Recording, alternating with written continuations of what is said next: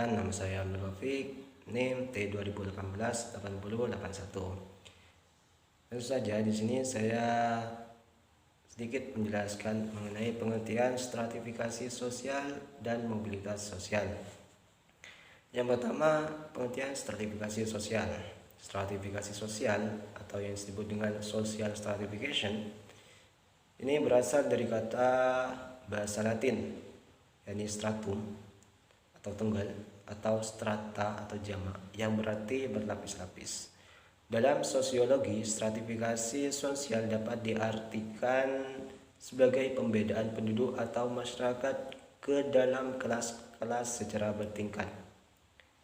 Adapun definisi stratifikasi sosial dari beberapa tokoh seperti Max Weber, dia mendefinisikan stratifikasi sosial sebagai penggolongan orang-orang yang termasuk dalam suatu sistem sosial tertentu ke dalam lapisan-lapisan hierarki menurut dimensi kekuasaan.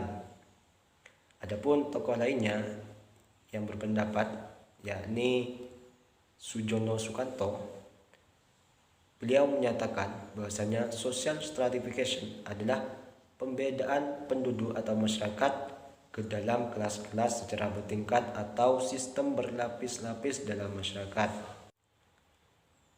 Itulah pengertian dari stratifikasi sosial menurut para tokoh. Selanjutnya yakni pengertian dari mobilitas sosial, yang mana yang pertama dijelaskan oleh Paul B. Hutton.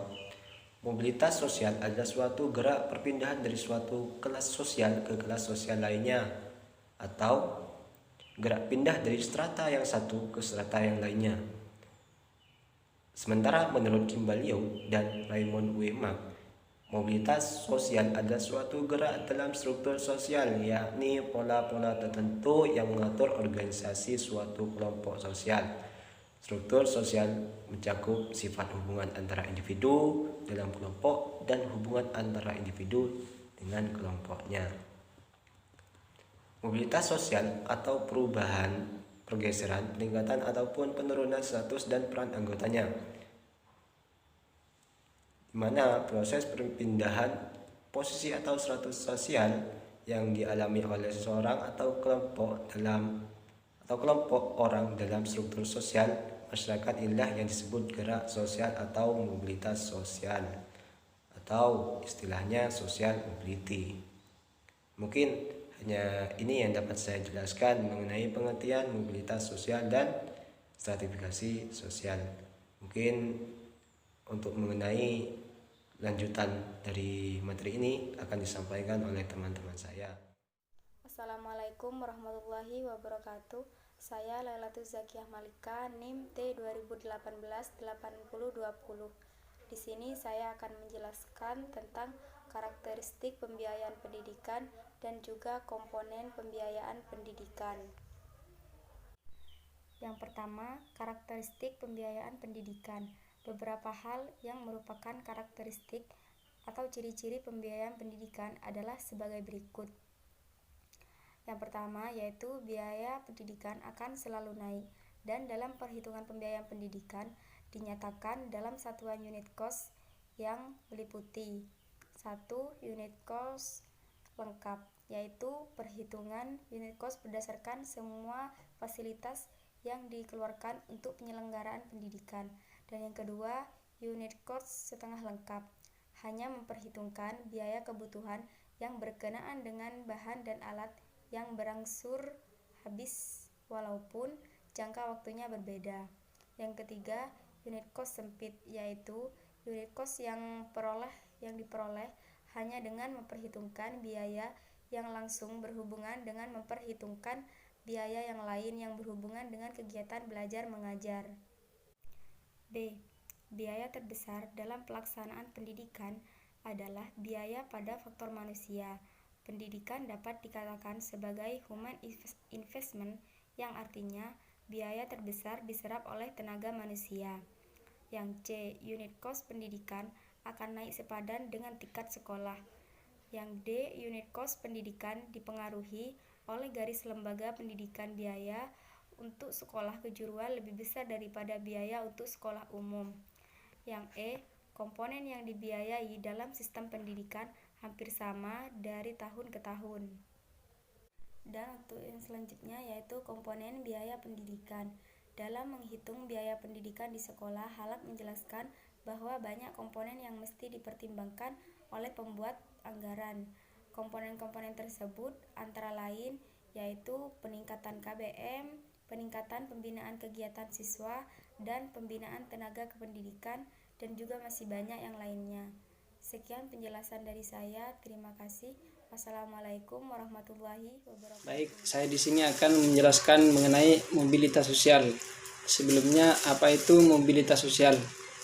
Dalam sosiologi, mobilitas sosial adalah perpindahan status dalam stratifikasi sosial. Menurut Haditono, yang dimaksud dengan mobilitas sosial adalah perpindahan seseorang atau kelompok dari kedudukan yang satu ke kedudukan yang lain.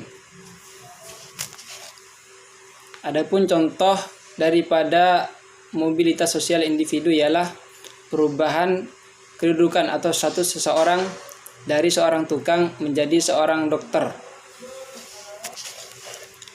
Dalam lembaga pendidikan, seseorang dapat mengubah statusnya menjadi status yang lebih tinggi.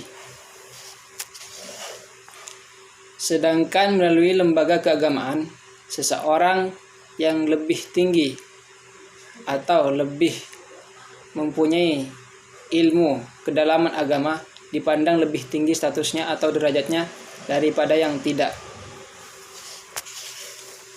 Dalam stratifikasi sosial, seseorang dapat melakukan perpindahan status, yaitu dari status yang rendah ke status yang lebih tinggi maupun sebaliknya. Perpindahan status ini disebut dengan mobilitas sosial. Di sini ada dua faktor yang dapat mempengaruhi mobilitas sosial, yaitu yang pertama faktor guru dan yang kedua faktor sekolah. Faktor guru di sini yaitu para guru dapat mendorong anak didiknya untuk meningkatkan status sosialnya melalui prestasi yang tinggi. Selanjutnya yang kedua adalah faktor sekolah, di mana anak didik di sekolah memiliki kedudukan dan hak yang sama dalam memperoleh pendidikan yang sama, mempelajari buku yang sama, diajar oleh guru yang sama, serta memakai dan menggunakan seragam sama antara satu dengan yang lainnya. Mungkin cuma ini yang bisa saya sampaikan dan cukup sekian presentasi dari kelompok kami. Kurang lebihnya mohon maaf. Usikum wa ya nafsi bitaqwallah. Hadanallahu wa yakum ajmain. Akhirul kalam. Wassalamualaikum warahmatullahi wabarakatuh.